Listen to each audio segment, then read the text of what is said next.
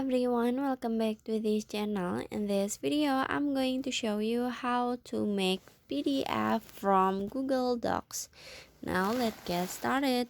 First, open your Google Doc apps, and after this, in here you just click on the document that you want to save onto a PDF file.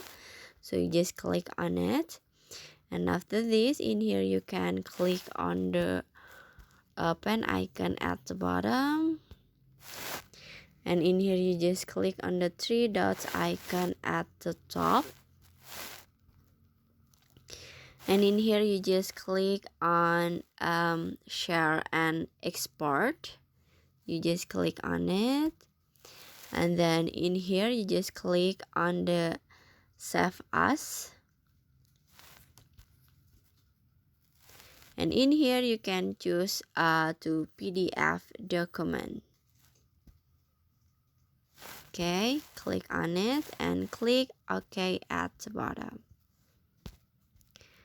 and finish. So that's how to make PDF from Google Docs. I hope you found this video to be helpful. If you enjoy with the content, please consider like, comment, and subscribe down below. Bye bye.